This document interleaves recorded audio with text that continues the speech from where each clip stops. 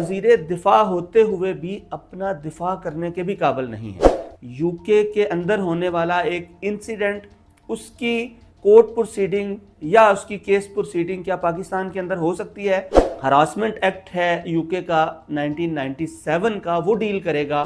किसी भी तरह की कोई कानूनी कार्रवाई, सिविल या क्रिमिनल, किसी तरह की कोई कानूनी कार्रवाई अभी तक नहीं करवाई।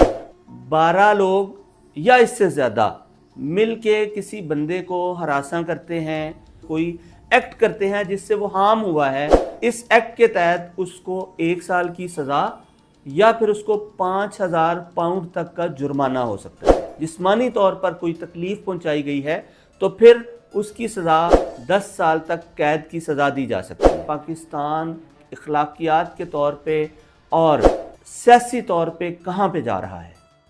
आजकल जो हमारा हुक्मरान तबका है, जो गवर्नमेंट के लोग हैं, ख़ास तौर पे नून लीग के लीडरान इस वक्त बरतानिया में फिरते हुए नज़र आ रहे हैं।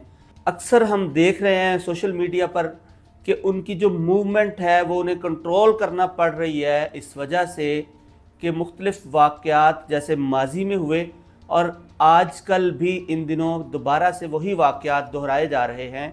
अभी 1-2 रोज़ कबल ही ख्वाजा आसिफ साहब जो वज़ीर दिफा हैं पाकिस्तान के, उनको किसी ने जूता मारा। इस हवाले से उनकी तरफ से काफ़ी रिएक्शन भी आया और उस रिएक्शन के नतीजे में अभी तक कोई उन्होंने जो ऐलान किया कि मैं बरतानिया में और पाकिस्तान में इन लोगों के ख़िलाफ़ केस करूँगा, अभी तक कोई ऐसी चीज़ सामने नहीं आई। आज हम डिस्कस करेंगे कि ख्वाजा आसिफ साहब बरतानिया में होने वाले एक्ट के हवाले से वहाँ बरतानिया में और यहाँ पाकिस्तान में उन लोगों के ख़िलाफ़ जिन्होंने उनको इस तरह से डिफेम किया या उनकी इंसल्ट की या ह्यूमिलेट किया, उनके हवाले से पाकिस्तानी और यूके के लॉज क्या कहते हैं। क्या यूके के अंदर होने वाला एक इंसिडेंट, उसकी कोर्ट प्रोसीडिंग या उसकी केस प्रोसीडिंग क्या पाकिस्तान के अंदर हो सकती है?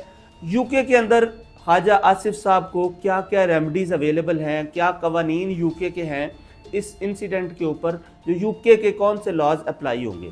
सबसे पहले तो ख्वाजा आसिफ साहब के पास एक रेमेडी सिविल है कि वो डेफेमेशन एक्ट जो यूके का है 2013 का, उस एक्ट के तहत सिविल कोर्ट में वहाँ की सिविल रेमेडी लेते हुए सिविल कोर्ट में एक केस फाइल कर सकते हैं कि ये मुझे डिफेम किया गया है, जो वर्ड्स मेरे बारे में बोले गए हैं या गालियाँ मुझे दी गई हैं या जो एक्ट किया गया है जूता मारने का। एक तो उनके पास सबसे पहली सिविल रेमेडी है कि वो सिविल कोर्ट में, बरतानिया की सिविल कोर्ट में डेफेमेशन का सूट फाइल कर सकते हैं।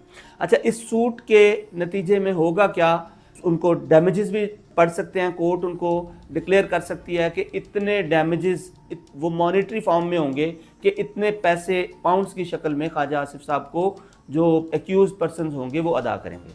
अच्छा, अब आ जाते हैं आगे, असल जो इनके पास रेमेडी अवेलेबल है ख्वाजा साहब के पास, कि वहाँ पे जो क्रिमिनल लॉ है, हरासमेंट एक्ट है यूके का 1997 का, वो डील करेगा कि अगर किसी बंदे को हरास किया जाता है या उसकी इंसल्ट की जाती है तो उसके ख़िलाफ़ क्या कवानीन है, वहाँ पे कौन सा हरासमेंट एक्ट की कौन सी सेक्शन उसके ऊपर अप्लाई होगी और क्या उसकी सज़ा होगी।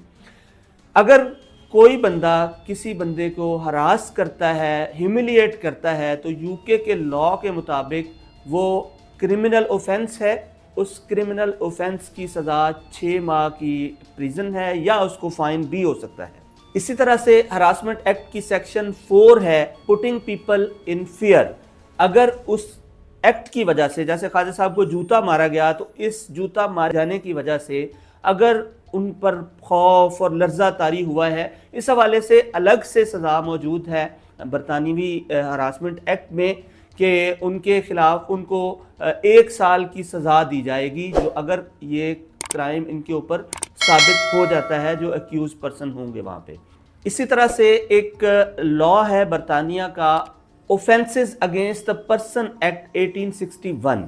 इस लॉ के तहत जॉइंटली किसी पब्लिक प्लेस पे 12 लोग या इससे ज़्यादा मिल के किसी बंदे को हरासा करते हैं, कोई वहाँ पे अमन व अमान पैदा करते हैं या उस बंदे के ख़िलाफ़ किसी भी तरह की कोई एक्ट करते हैं जिससे वो हार्म हुआ है जिससे उसको तकलीफ हुई है, इस एक्ट के तहत उसको 1 साल की सज़ा या फिर उसको 5,000 पाउंड तक का जुर्माना हो सकता है। अब जूता मारने के नतीजे में अगर ख्वाजा साहब को कोई, उनके जिस्म को कोई ज़िक पहुंची है, कोई तकलीफ़ पहुंची है, कोई ज़ख्म हुआ है, तो फिर सेक्शन 47 इस कानून की डील करेगी, जिसके मुताबिक उनकी जो सज़ा है वो 10 साल तक है। अगर उनको बॉडीली हार्म हुआ है, जिस्मानी तौर पर कोई तकलीफ़ पहुंचाई गई है, तो फिर उसकी सज़ा बरतानवी कानून के मुताबिक 10 साल तक कैद की सज़ा दी जा सकती है। इसी तरह से बरतानिया का एक कानून है पब्लिक ऑर्डर एक्ट 1986। इस कानून के तहत भी अगर ज़्यादा लोग मिल के किसी बंदे को नुकसान पहुंचाते हैं, उसके ख़िलाफ़ भी क्रिमिनल कार्रवाई की जा सकती है। वो बंदा वहाँ के कानून के मुताबिक क्रिमिनल कंप्लेंट दर्ज करवा सकता है और उसके नतीजे में भी जो अक्यूज पर्सनस होंगे उनको सज़ा दी जा सकती है। ये तो थे वो कवानीन जो इस वक्त बरतानिया में ख़ास तौर पे ख्वाजा आसिफ साहब और दीगर लोग, जिनको पॉलिटिकल फिगर्स, जिनको ह्यूमिलिएट किया गया है, जिनको हरास किया गया है, इस हवाले से। अब वहाँ की प्रैक्टिस क्या है?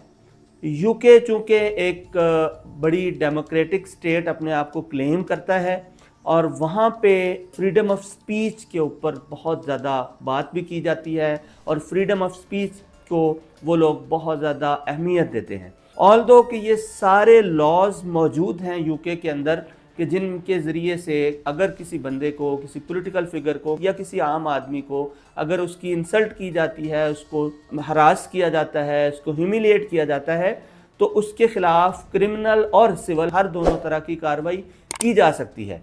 लेकिन यूके की प्रैक्टिस ये है कि वहाँ पर फ्रीडम ऑफ स्पीच के नाम पे बहुत सारे लोगों को इन सारी चीज़ों को, ख़ास तौर पे जो पॉलिटिकल एक्टिविटीज़ होती हैं, जो प्रोटेस्ट होते हैं, इस तरह से इन लोगों के ख़िलाफ़ यूजुअली कार्रवाई नहीं की जा सकती। ये यूके की प्रैक्टिस है।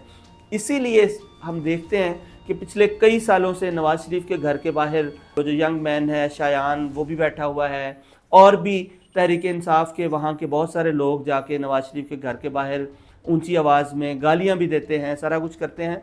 लेकिन अभी तक नवाज़ शरीफ या उनकी फैमिली ने किसी भी तरह की कोई कानूनी कार्रवाई, सिविल या क्रिमिनल, किसी तरह की कोई कानूनी कार्रवाई अभी तक नहीं करवाई। उसकी वजह यही है कि फ्रीडम ऑफ स्पीच की वजह से यूके के लॉज के अंदर लॉज तो मौजूद है, लेकिन प्रैक्टिस उनकी ये है कि इस तरह की एक्टिविटीज़ के ऊपर लोगों को सज़ा नहीं दी जाती। ज़्यादा से ज़्यादा ये होता है कि पुलिस आती है, पुलिस उन लोगों को आराम से, सॉफ्ट से लहजे में उनको वहाँ से हटा देती है।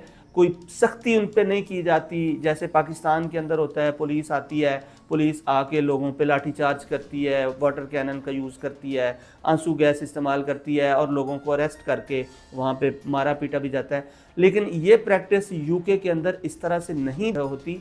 इसी वजह से ये जो प्रैक्टिस है वहाँ पे हो रही है। लोग पॉलिटिकल लीडर्स को और दूसरों को इसी तरह से ह्यूमिलिएट करते आ रहे हैं, लेकिन लॉज वहाँ पे मौजूद हैं, उनके ऊपर उस तरह से अमल दरामद नहीं होता। हम देखते हैं पाकिस्तान में भी और बैरून मुल्क भी जो हमारे लीडरान हैं, जो हमारे मिनिस्टर्स हैं, जो हमारे हुक्मरान हैं, ये इनको, अब ख्वाजा आसिफ साहब वज़ीर दिफा हैं पाकिस्तान के, लेकिन पाकिस्तान के अंदर रहते हुए भी उनके मुंह पर सियालकोट, उनके अपने शहर के अंदर सियालकोट में उनके मुंह पर स्याही फेंकी गई और अब दूसरे मुल्क बरतानिया के अंदर जाके उन पर जूता फेंका गया। तो वो वज़ीर दिफा होते हुए भी अपना दिफा करने के भी काबिल नहीं है।